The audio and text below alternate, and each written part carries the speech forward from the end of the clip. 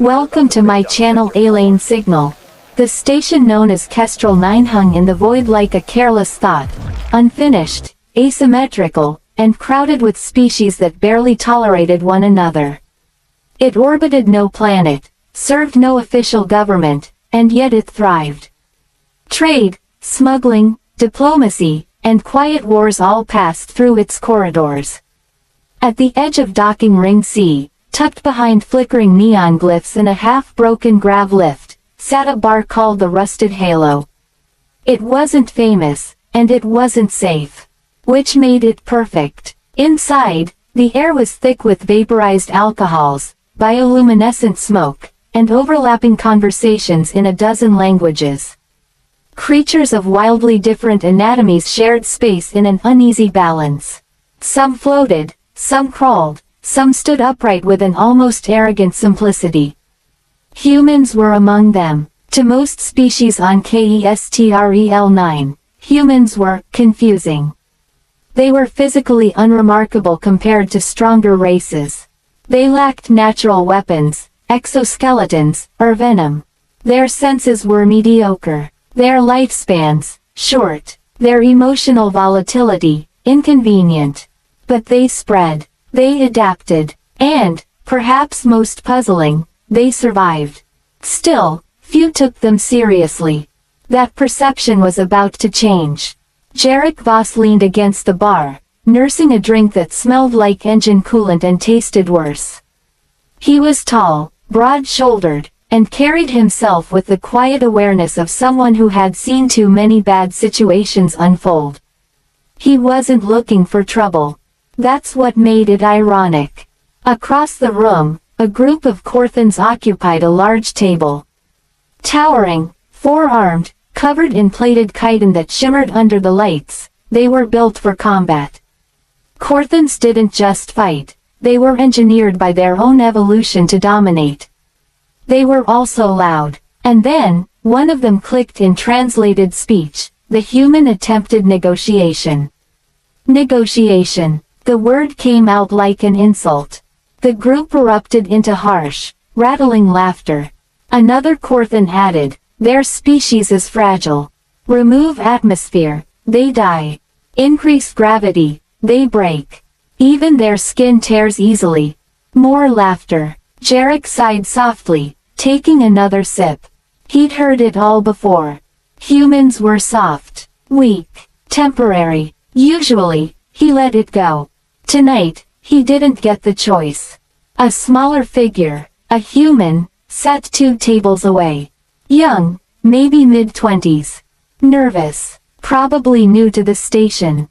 He kept his head down, pretending not to hear. One of the Korthans noticed him. Speak of fragility, the creature said, rising to its full height. It moved toward the human with slow, deliberate steps that parted the crowd like a blade. Jarek's grip tightened slightly around his glass. The Korthan loomed over the young man. You, human, is it true your bones break under minor force? The young man swallowed. I don't want any trouble. Of course you don't, the Korthan replied.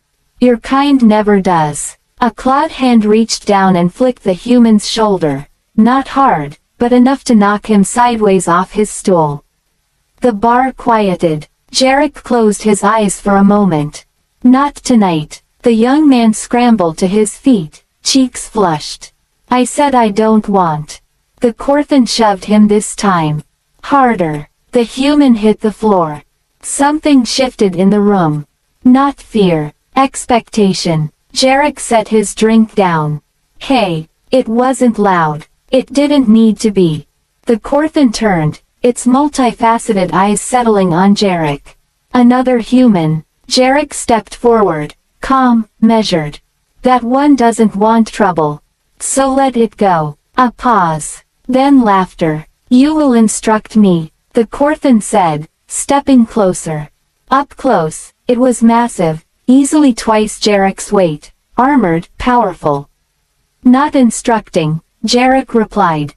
Just suggesting. The Korthan leaned in. And if I refuse? Jarek's expression didn't change. Then it becomes a different kind of conversation. The room held its breath. Another Korthan called out, "Careful. The fragile one might negotiate you to death." More laughter. Jarek exhaled slowly. Last chance. The Korthan struck. It was fast, faster than something that size should move. A clawed limb shot toward Jarek's head.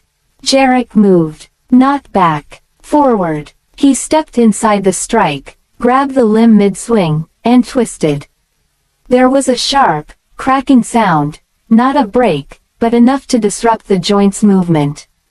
The Korthan let out a startled hiss. Before it could react, Jarek drove his shoulder into its center mass. The impact echoed. The Korthan staggered. Silence fell. What followed wasn't a fight. It was a revelation. The Korthan recovered quickly, roaring as it swung again, this time with multiple limbs. Jarek ducked, blocked, redirected. He wasn't stronger. That much was obvious. But he was precise. Every movement had intent. Every strike had purpose. He targeted joints, weak points, balance. The Korthan lashed out with brute force. Jarek responded with controlled violence. A claw grazed his arm, tearing fabric and skin. He didn't react. Another strike came. Jarek stepped aside and drove an elbow into a vulnerable gap beneath the chitin plating. The Korthan faltered. The crowd leaned in. This wasn't supposed to happen. Humans weren't supposed to fight like this.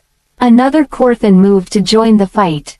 That's when things escalated. Jarek didn't wait. He grabbed a nearby chair and hurled it, not at the second Korthan's body, but at its head. The creature recoiled instinctively, buying Jarek a fraction of a second. He used it. He closed distance, pivoted, and slammed his fist into the first Korthan's sensory cluster. The creature collapsed. Not dead, but down. The second Korthan roared, charging. Jarek picked up a broken bottle. The room tensed. The Korthan swung, and Jarek met it head-on. Pain exploded through his side as a strike connected.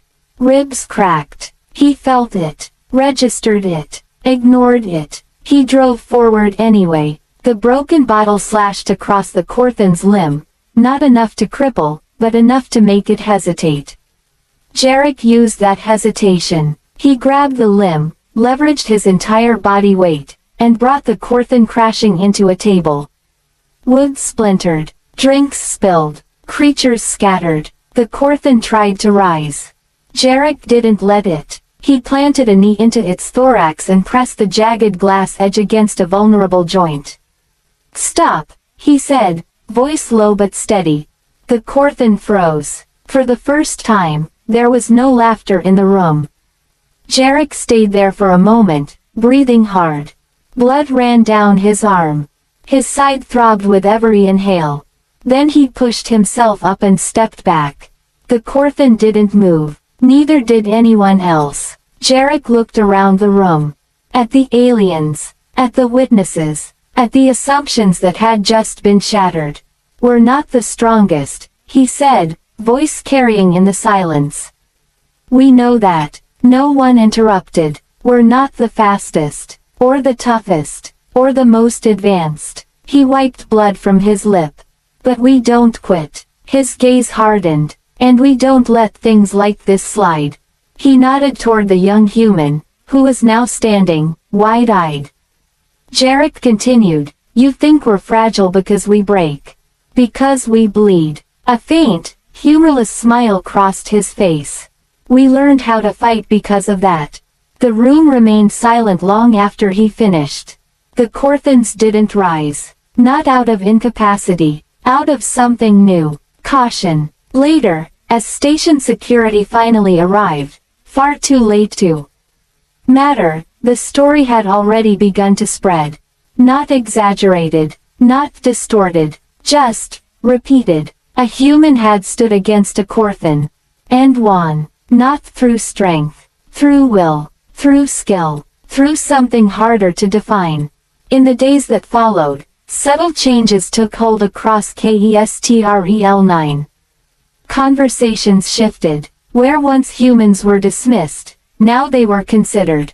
Not feared, not yet, but respected. At the rusted halo, the broken furniture was replaced, the bloodstains cleaned. The bar returned to its usual chaos. But something lingered, a memory, a lesson. The young human, his name was Eli, found Jarek days later, sitting alone at the same bar. "You didn't have to do that," Eli said. Jarek shrugged. "Yeah, I did." Eli hesitated. "They could have killed you." Jarek took a slow sip of his drink. "Yeah." A pause. "Why didn't they?" Jarek looked at him for a long moment. "Because they didn't understand what they were dealing with." Eli frowned. "And now they do." Jarek set the glass down.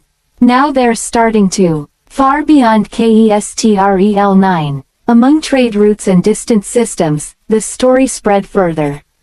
Not as a warning, as a curiosity. Humans, not the strongest species, not the most dangerous, but something else, something unpredictable, something that, when pushed, didn't just resist. It adapted, and fought back, and across the stars, quietly and steadily, the perception of humanity began to change. All because of one night, one bar, and one fight that aliens would never forget. Thank you for listening. Subscribe for more cinematic science fiction stories.